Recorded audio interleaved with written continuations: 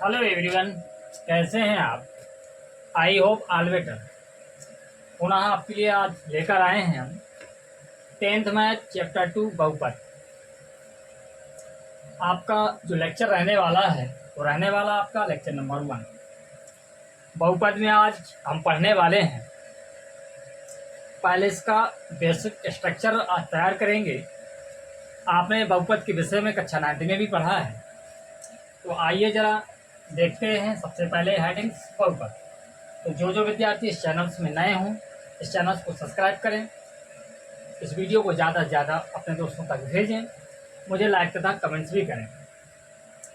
सबसे पहले हेडिंग्स जो आती है बहुपद। बहुपद क्या है? तो ऐसे बीजीय व्यंजक जिसमें चर राशियों की घात ऋणात्तर पूर्णांक, ऋणात्तर पूर्णांक का अर्थ होता है या तो धनात्मक हो तथा क्या हो, शून्य, दो में से एक मिले के रूप में अगर होगी तो ऐसे बहुपद का ऐसे बीजीय व्यंजक क्या कहलाते हैं बेटा? ऐसे बीजीय व्यंजक आपके बहुपद कहलाते हैं। पुनः जरा गौर करें, यदि कोई भी आपका बहुपद है, आपको चेक करना है, तो आपको क्या देखना पड़ेगा? आपको देखना पड़ेगा जिस चर राशि के पदों में आपका बहुपद दिया होगा उस चर राशि की आपको घात चेक करना पड़ेगा, क्या वो धनात्मक है। यदि धनात्मक है या शून्य है तब ऐसे बीजीय व्यंजक आपके क्या कहलाते हैं? बहुपद कहलाते हैं।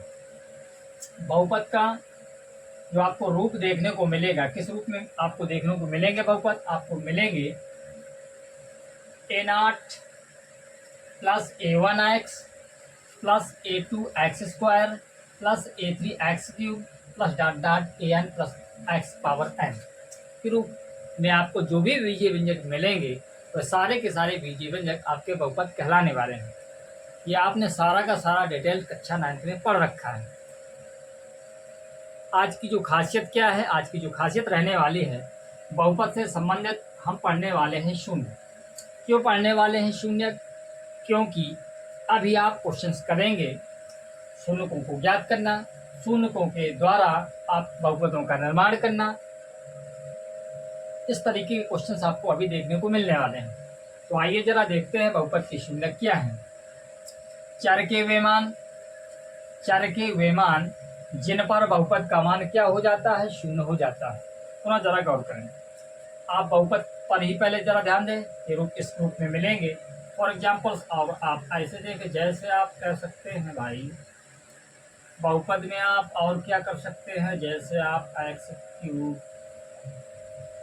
Plus 4x² plus 2x plus 4, ये भी आपका बहुपद ही है। लेकिन यदि आप इस रूप में मिलेगा आपका कोई भी बीजीय व्यंजक, तब ये बहुपद नहीं। बीजीय व्यंजक मिलेगा तो क्या नहीं है? बहुपद नहीं है। क्यों? क्योंकि घात भिन्नात्मक है। यदि घात भिन्नात्मक ना हो तब आपका दिया गया बीजीय व्यंजक आपका बहुपद कहलाने वाला है। इसके बाद आप क्या देखेंगे? आप देखेंगे बहुपद की शून्यक। बहुपद की शून्यक में क्या है?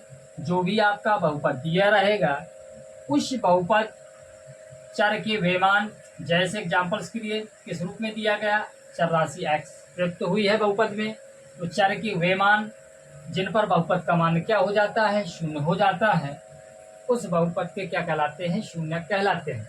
फॉर एग्जाम्पल्स के रूप में हम देखें, जैसे हमने लिखा, क्या लिखा?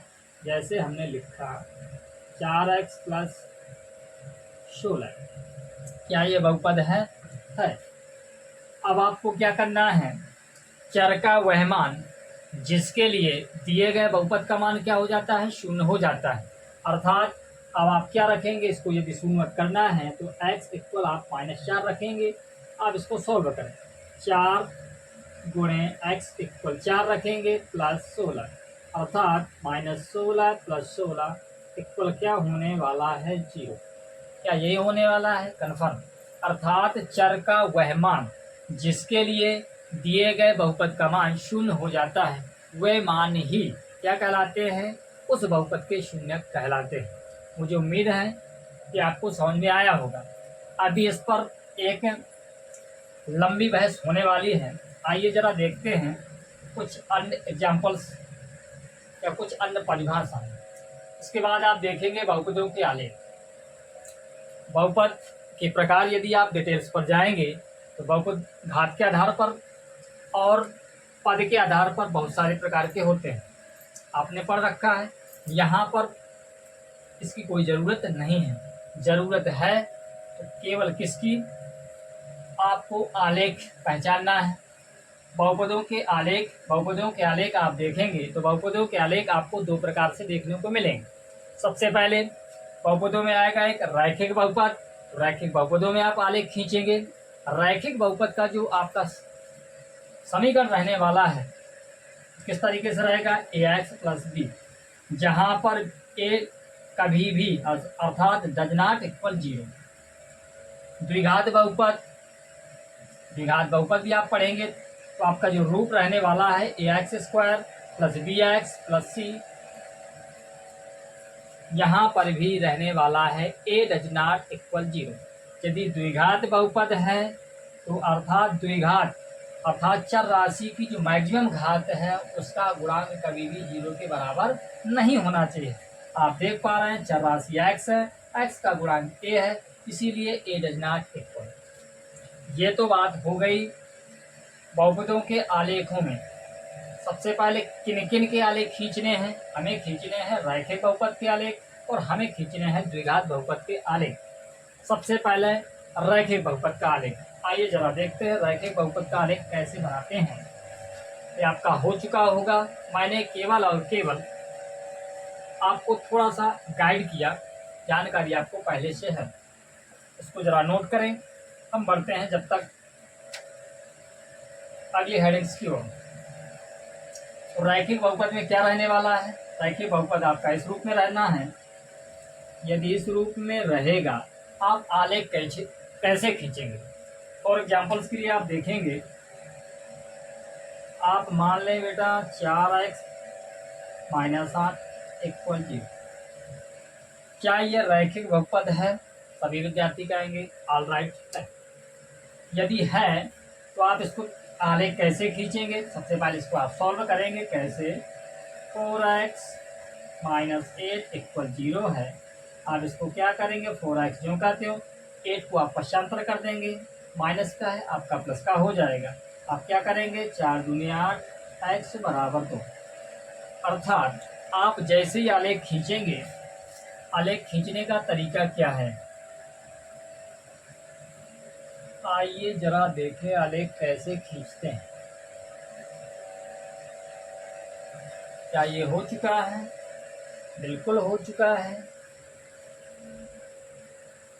आलेख कैसे खींचेंगे आप आलेख रैखिक बहुपद का। आप देख पा रहे हैं x की वैल्यू आपको ज्ञात है, y की वैल्यू आपको ज्ञात नहीं है। कोई बात नहीं, आप सबसे पहले अक्ष बना लें, x डैश y डैश। आपको कोऑर्डिनेट्स सबसे पहले निर्देशांक कैसे लिखेंगे, आप निर्देशांक लिखेंगे बेटा 2, 0। यदि एक इस बिंदु को लेकर आप निर्देशांक बनाएंगे तो निर्देशांक आप कैसे लिखेंगे, x की वैल्यू पता है, y की वैल्यू आपको पता नहीं है, अर्थात आप क्या मानकर चलेंगे, आप मानकर चलेंगे 0। अर्थात कोई भी जो रेखा है, कोई भी कौन सी रेखा, रैखिक की बहुपद से प्राप्त जो रेखा बनेगी वो कहाँ से जाएगी, वो जाएगी 2, 0 से। अर्थात हम मानकर चल रहे हैं कि ये बिंदु 2, 0 ही है। एक आप रेखा खींच दें, इस बिंदु का नाम लिख दें 2, 0। ये जो आपका रैखिक बहुपद है 4x माइनस 8 इक्वल 0 का आपका क्या खींच गया, एक ग्राफ खींच गया। इसी प्रकार आप द्विघात बहुपद के ग्राफ खींचेंगे। आपने ये सारी की सारी डिटेल्स कक्षा 9 में पढ़ी है, पुनः आपको मैं समझा रहा हूँ, जरा ध्यान दें। दूसरे नंबर पर आप पहुंचे द्विघात बहुपद। द्विघात बहुपद जैसे आप लिखेंगे बेटा द्विघात बहुपद। द्विघात बहुपद किस रूप में रहना है? आपको रूप रहेगा ax² plus bx plus c equal आप 0 कर सकते हैं या नहीं कर सकते, कोई प्रॉब्लम नहीं। जहाँ पर a डज नॉट इक्वल 0 रहना।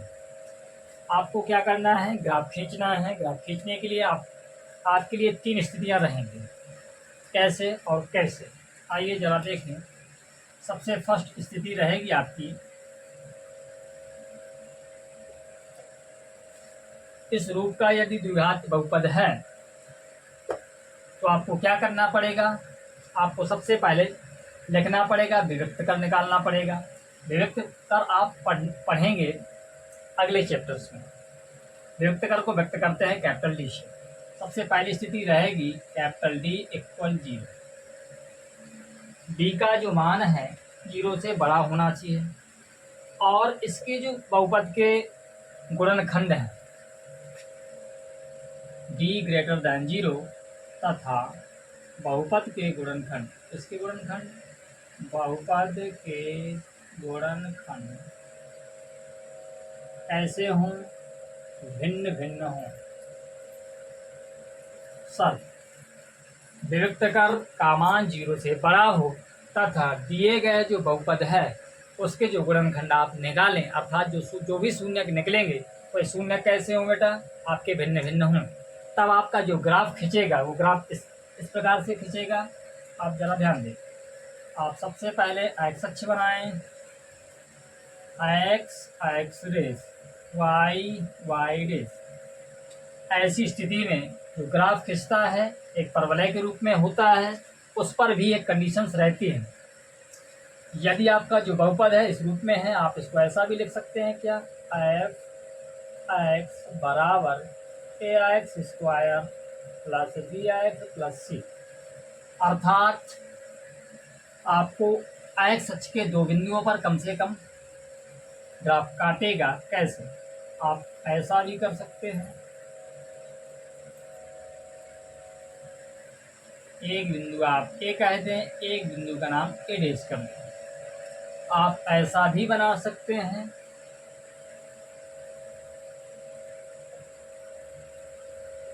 वाई डेश, एक्स अक्ष के 2 बिंदु, ऐसा कर सकते हैं। या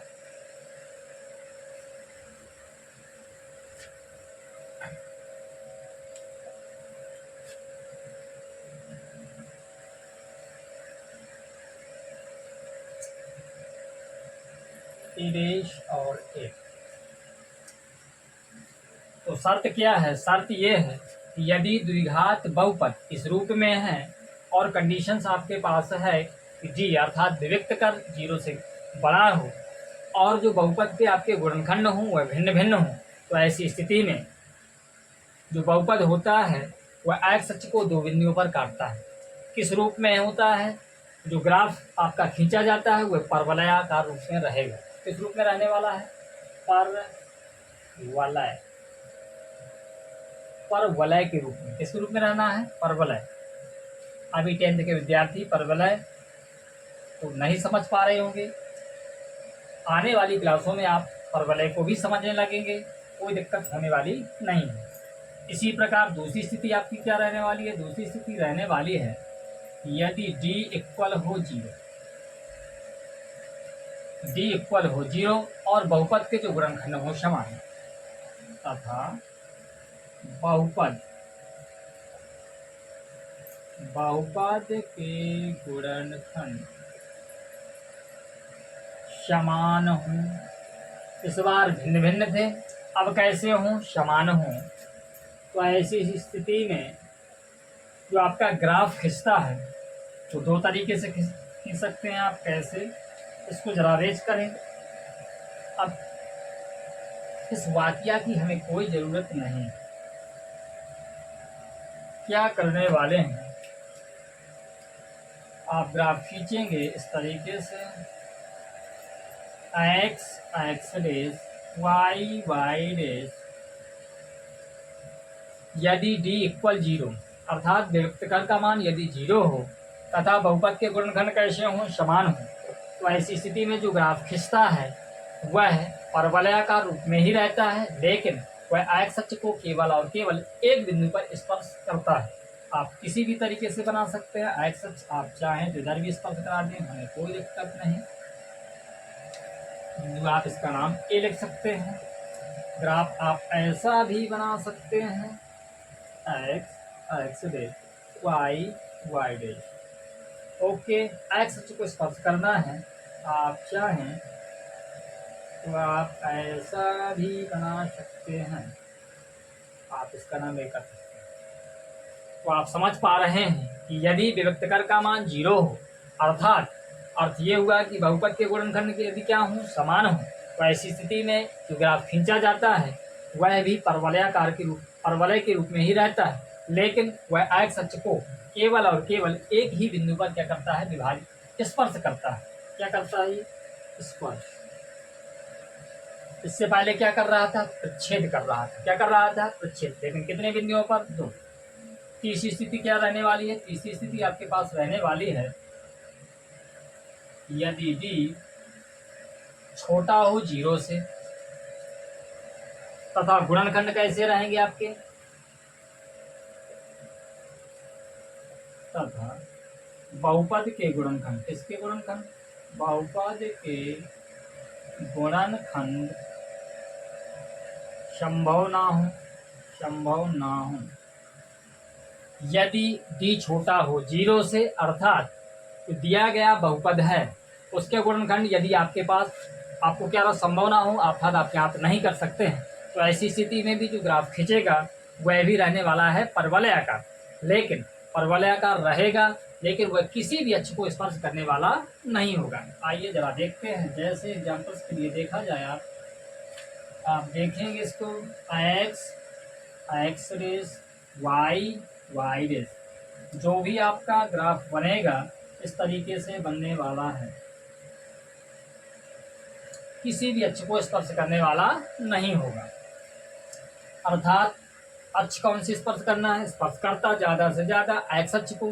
क्यों करता, क्योंकि जो दिया गया बहुपद एफ एक्स के रूप में चल रहा है, यदि आप इसको वाई के रूप में करेंगे तो आपको वाई अक्ष के रूप में सारे के सारे ग्राफ मिलने लगेंगे। कैसे, जरा ध्यान देते हैं। जैसा दूसरा आपका चित्र इस तरीके से बन सकता है, क्या एक्स रेस वाई रेस। आप इसको यदि बनाते हैं ऐसा भी कर सकते हैं, लेकिन यह किसी भी अक्ष को स्पर्श नहीं करेगा। ये सारे के सारे ग्राफ रहे चर राशि x के लिए, x अक्ष के सम्मित रहे। अब इनसे रिलेटेड क्वेश्चंस कैसे बनते हैं, यदि आपको कोई चित्र दे देगा, जैसे आप ये चित्र ये दे दिया हमने, आपसे पूछा जाएगा इसके शून्यक कितने हैं, तो आप बताएंगे इसके शून्यक आपके पास 2 हैं। यदि इस रूप में है तब, यदि इस रूप में नहीं है तब आप शून्यक कहेंगे। कैसे, जरा ध्यान दें। एक एग्जाम्पल्स के तौर पर देखा जाए, जैसे ये चल रहा है y बराबर ax² plus bx plus c के रूप में चल रहा है, ये द्विघात बहुपद, तब आपको x अक्ष को लेकर चलना है। ध्यान दें, यदि x बराबर चल रहा होता ay² plus by plus c, तो आपको क्या करना होता, y अक्ष को चेक करना होता, y अक्ष के किन किन बिंदुओं पर काट रहा है। जैसे आपका यह जो आपका द्विघात बहुपद है, इसके लिए यह पूछा जाए, इस वाले ग्राफ के लिए क्या इसके कितने शून्य का ये प्रदान कर पा रहा है ग्राफ, आप कहेंगे 0। क्यों सर, 0 नहीं कहने वाले, क्यों, क्योंकि ये y अक्ष को केवल और केवल एक बिंदु पर क्या कर रहा है, प्रच्छेद कर रहा है। लेकिन इन दोनों ग्राफों के लिए आप क्या कहते हैं, 0। क्यों, क्योंकि y अक्ष के लिए क्या काट रहा है, बिल्कुल काट रहा है। इस पर भी आपका शून्य कितना रहता, 1 रहता, लेकिन इसके लिए आपका शून्य जो रहने वाला है वो 0 ही रहने वाला है, क्योंकि ये जो ग्राफ बना हुआ है y अक्ष को किसी भी बिंदु पर काट नहीं रहा है। इसको जरा नोट करें, इसके एग्जाम्पल सभी देखते हैं, आपको सारा का सारा क्लियर होने वाला है।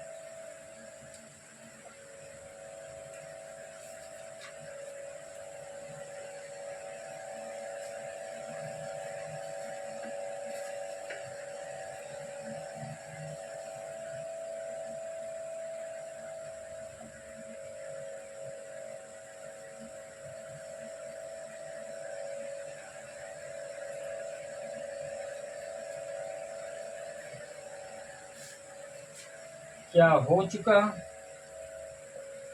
ओके, अब आप थोड़ा आगे बढ़ेंगे।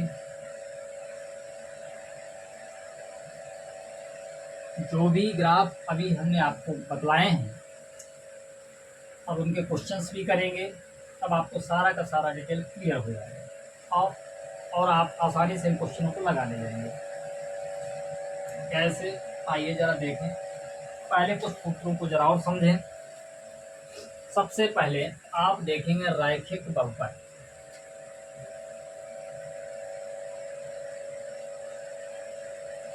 रैखिक बहुपद, रैखिक बहुपद रूप मैं आपको बता चुका हूं कि रैखिक बहुपद जो होता है किस रूप में मिलेगा? आपको मिलेगा ax प्लस बी कामा क्या कहेंगे, a डज नॉट इक्वल 0। अब यहां से पूछा जाएगा शून्यकों की संख्या। आप बताएंगे रैखिक बहुपद है, इसके शून्यक रहेंगे 1। यदि द्विघात बहुपद होता तो आप क्या कहते हैं? द्विघात बहुपद के लिए शून्यकों की संख्या आपकी रहेगी 2। यदि त्रिघात बहुपद है तो शून्यकों की संख्या रहने वाली है 3। कैसे? अब आपको क्या करना है,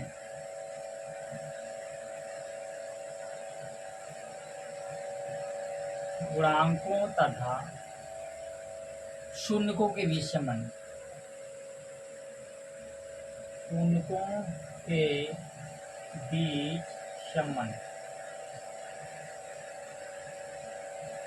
जैसे यहाँ पर जो शून्यक रहने वाला है एक ही रहेगा, आप चाहे तो अल्फा ही मान लें। क्या रहने वाला है यह जरा ध्यान दें, गौर करें। आप किसी भी बहुपद का जब भी फार्मूला आप लिखेंगे शून्यकों के रूप में, आप स्टार्ट करेंगे 20 से। 20 से स्टार्ट करने के लिए आप सबसे पहले चिन्ह प्रयोग करेंगे। सबसे पहले आप प्लस, दूसरा क्या रहेगा आपका माइनस। पहले पर प्लस, दूसरे पर माइनस, अर्थात माइनस का b अपॉन a। हिंदी पर सूत्र क्या बनेगा आपका? बनेगा माइनस बी, अर्थात माइनस रहे b। b क्या है? अचर पद, बटा a क्या है? x का गुणांक।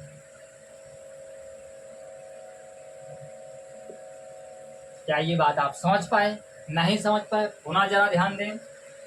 यदि रैखिक बहुपद आपको दिया गया है, रैखिक बहुपद आप जानते हैं कि किस रूप में मिलेगा? आपको मिलेगा ax प्लस बी के रूप में, जहां पर आपको देखने को मिलेगा a does not equal 0। a कभी भी 0 के बराबर नहीं हो सकता। ऐसी स्थिति में आपसे पूछा जाएगा गुणांकों तथा शून्यकों के भी सूत्र आप निकालेंगे, तो आप शून्य क्या रहने वाला है? क्योंकि ये रैखिक बहुपद है, अर्थात इसका जो मान निकलने वाला है केवल और केवल एक ही निकलने वाला है, जिसको हमने मान लिया है एल्फा। फार्मूला कैसे रखेंगे आप? फार्मूला आप रखेंगे माइनस बी अपॉन ए। माइनस बी कहाँ से आता है? पहले स्टार्ट करेंगे आप प्लस से, इसके बाद क्या रहेगा माइनस। बी को आप यूज करेंगे तो आप किस चिन्ह के साथ यूज करेंगे? माइनस चिन्ह के साथ। अपॉन क्या रहने वाला है? अपॉन रहने वाला है ए। अर्थात यदि आप हिंदी वर्जन से सूत्र बनाना चाहें तो आपका क्या रहने वाला है? माइनस ज्यों का त्यों, बी क्या है? अचर पद, अचर पद, बटा ए क्या है? ए है आपका x का गुणांक। आपने लिख दिया, कोई दिक्कत नहीं। और इसी प्रकार आप पहुंचे द्विघात बहुपद। द्विघात बहुपद, द्विघात बहुपद आप जानते हैं किस रूप में होता है? द्विघात बहुपद ax square plus bx plus c, जहां पर आपको देखने को मिलेगा a डज नॉट इक्वल 0। प्रक्रिया वही। कैसे? पहले आप प्रयोग करें धन चिन्ह, इसके साथ ऋण चिन्ह धन। इसके जो ऊपर लिखे हुए चिन्ह हैं उनसे आपको मतलब नहीं रखना है। मतलब कैसे? जब भी आप फार्मूला तैयार कर रहे होंगे आप खुद से ही चिन्ह लगाना स्टार्ट करेंगे। सबसे पहले धन, दूसरी बार ऋण, तीसरी बार पुनः धन। अब आपको क्या करना है? ये द्विघात बहुपद है, अर्थात शून्यकों की संख्या क्या निकलने वाली है? 2 निकलने वाली है। करेक्ट। सबसे पहले आप क्या करेंगे? जब 2 शून्य के निकलेंगे तो आप शून्यकों का जोड़ भी कर सकते हैं, शून्यकों का गुणनफल भी कर सकते हैं। तो आप लिखेंगे शून्यकों का योग, शून्यकों का योग। क्या रहना है? शून्यकों का योग, शून्यकों का योग रहना है। आप माने पहले शून्य, शून्य का आप मानेंगे एल्फा प्लस बीटा। आपने दो शून्य मान लिए। इस द्विघात बहुपद के दो शून्य, पहला है आपका एल्फा, दूसरा आपका रहेगा बीटा। हमने मान लिया तो शून्यों का योग अर्थात एल्फा प्लस बीटा क्या रहना है, स्टार्ट बी सी। बी पर चिन्ह कैसा रहना है, माइनस माइनस बी अपॉन ए। अब आप इसको गुणांकों तथा शून्यों के बीच संबंध में आप हिंदी वर्जन सूत्र बनाएं। कैसा बनेगा, माइनस लिखा है माइनस लिखें, बी, बी क्या है, बी है यहाँ पर एक्स का गुणांक, आप लिखेंगे एक्स का गुणांक, बटा ए क्या है, ए यहाँ पर है एक्स स्क्वायर का गुणांक, आप लिखेंगे एक्स स्क्वायर का गुणांक। ओके, अब यहीं से आप एक नया फार्मूला सेट करें, शून्यों का गुणनफल, शून्यों का गुणनफल, शून्यों का गुणनफल अर्थात एल्फा इंटू बीटा। क्या रहेगा फार्मूला, मैंने आपको पहले से ही बता रखा है। स्टार्ट आप बी से करते हैं, बी वाला पहले फार्मूला आपका रख चुका है। इसके बाद आप क्या करेंगे, शून्यों का गुणनफल, आप कहाँ पहुंचेंगे, सी के पास, सी में चिन्ह कैसा रहेगा, प्लस, अर्थात सी बटा ए। ए सब में ही बटे में रहना है, कोई प्रॉब्लम नहीं। क्या करेंगे आप, सी क्या है, सी आप देख पा रहे हैं सी है अचर पद, आप लिखेंगे भाई अचर पद, बटा ए क्या है, ए रहना है एक्स स्क्वायर का गुणांक। ओके ओके, अब इसी प्रकार आप पहुंचेंगे त्रिघात बहुपद, द्विघात बहुपद तक आपने पढ़ा, अब आप पहुंचेंगे त्रिघाती बहुपद। त्रिघाती बहुपद क्या है, त्रिघाती बहुपद, त्रिघाती बहुपद आपको किस रूप में मिलेगा, इस रूप में आपको देखने को मिलेगा, a x cube plus b x square plus c x plus d comma a does not equal zero. A कभी भी जीरो के बराबर नहीं हो सकता। यहाँ पर ये कैसा बहुपद है, त्रिघाती बहुपद है, तो त्रिघाती बहुपद में आपको शून्य कितने देखने को मिलेंगे, यहाँ पर आपको 3 देखने को मिलेंगे। द्विघाती बहुपद में कितने मिलेंगे, 2। रैखिक बहुपद अर्थात एक घाती बहुपद में आपको शून्य मिलेंगे 1। त्रिघाती बहुपद में आप शून्य देखेंगे 3, तो आप पहला शून्य क्या मानेंगे, आप एल्फा, दूसरा क्या मानेंगे बीटा। आप कर सकते हैं, मैंने बताया आपको, पहला प्लस माइनस। इसके बाद आप एक पहला शून्य एल्फा माने, दूसरा शून्य बीटा माने, तीसरा शून्य गामा माने। शून्य क्या है, चर राशियों के मान, जिसके पदों में आपका बहुपद दिया है। किसके पदों में दिया है, एक्स के पदों में दिया है, अर्थात एक्स के आपके कितने मान निकलेंगे, 3 और केवल 3 ही मान निकलेंगे। अब आप क्या करेंगे, सबसे पहले आप शून्यों का योग निकालें। आप लिखेंगे शून्यों का योग, किसका योग, शून्यों का योग, शून्यों का योग अर्थात alpha plus beta plus gamma. सबसे पहला योग स्टार्ट कहाँ से, बी से, बी पर चिन्ह माइनस बी अपान ए। हिंदी वर्जन सूत्र क्या बनेगा माइनस क्यों कहते हो, बी क्या है, बी है आपका एक्स स्क्वायर का गुणांक, आप लिखेंगे एक्स स्क्वायर का गुणांक, बटा ए क्या है, ए यहाँ पर है एक्स क्यूब का गुणांक, एक्स क्यूब का गुणांक। इसी प्रकार आप क्या निकालेंगे, आप लिखेंगे शून्यों, दो शून्यों के गुणनफलों का योगफल, आप लिख सकते हैं। इसी प्रकार आप क्या लिख सकते हैं, आप लिखेंगे दो शून्यों के गुणनफल का योग क्या रहने वाला है, एल्फा इंटू बीटा। पहले इसका गुणा होगा एल्फा इंटू बीटा, प्लस इसका होगा बीटा इंटू गामा, इसके बाद alpha into gamma plus alpha into gamma. सूत्र क्या बनेगा, आप स्टार्ट कर चुके हैं बी से, बी के बाद आप कहाँ पहुँचेंगे, सी पर। सी पर चिन्ह कैसा रहना है, प्लस सी बटा ए। हिंदी वर्जन सूत्र क्या बनेगा?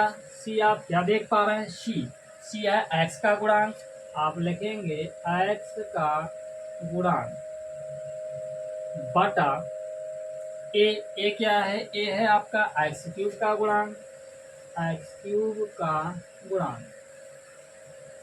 इसी प्रकार एक नया फार्मूला रखेंगे आप, शून्यकों का गुणनफल, केवल और केवल शून्यकों का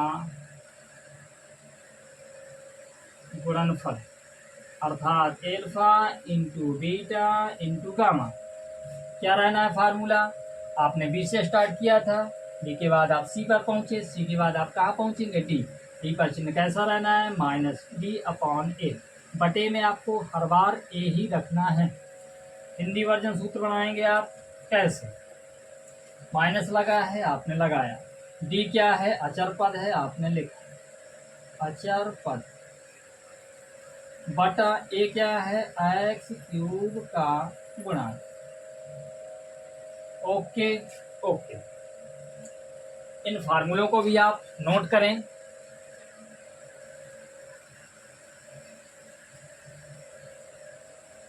बढ़ते हैं हम कुछ अन्य महत्वपूर्ण फार्मूलों की ओर, जैसे द्विघात बहुपद बनाना। मोस्ट है आपके लिए, क्या है फार्मूला? मोस्ट सूत्र आपके लिए रहने वाला है द्विघात बहुपद। यदि आपको द्विघात बहुपद बनाना हो, आप क्या करेंगे? तरीका क्या है? तरीका आपके पास रहना है, आप फार्मूला सेट करेंगे एक्स स्क्वायर, आप रहेगा आपके पास माइनस, इसके बाद क्या रहना है? शून्यकों का योग, शून्यकों का योग, बाहर क्या रहेगा? एक्स इन प्लस रहेगा, आप क्या करेंगे? शून्यकों का गुणनफल, शून्यकों का गुणनफल इक्वल क्या रहना है? 0। ये बात समझ में नहीं आई, पुनः जरा इसको गौर करें। एक्स स्क्वायर रहने वाला है माइनस, कोष्टक में क्या लिखा है? शून्यकों का योग, वो भी किसके लिए? द्विघात बहुपदों के लिए।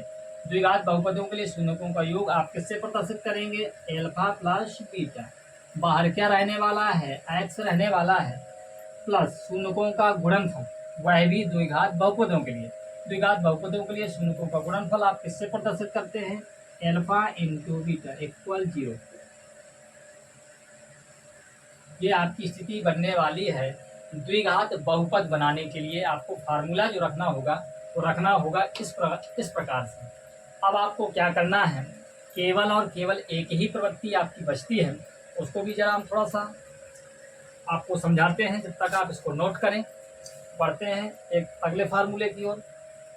क्या कहता है अगला फार्मूला? अगला फार्मूला क्या कहता है? ओके ओके, अब आप क्या करें? अब आप करें एक नया फार्मूला सेट करें। कैसे? आपका जो फार्मूला रहने वाला है त्रिघात बहुपद, त्रिघात बहुपद, त्रिघात बहुपद आप बनाएंगे। कैसे बनाएंगे आप बनाएंगे, सबसे पहले आप लिखेंगे एक्स क्यूब, लिखेंगे या नहीं कन्फर्म। इसके बाद त्रिघात बहुपद में सबसे पहला जो फार्मूला आता है वो किसका आता है? वो आता है शून्यकों का योगफल, वो भी तीनों शून्यकों का। इसके बाद पहले आप धन एक्स क्यूब, पहले धन, इसके बाद आप क्या करेंगे? ऋण। आपका क्या रहने वाला? शून्यकों का योगफल, अर्थात alpha plus beta plus gamma. बाहर क्या रहेगा बेटा? बाहर रहेगा आपका एक्स स्क्वायर। क्यों? बड़ी घात, 3 घात इधर है, इसके बाद आपका नंबर लगेगा दूसरी घात का।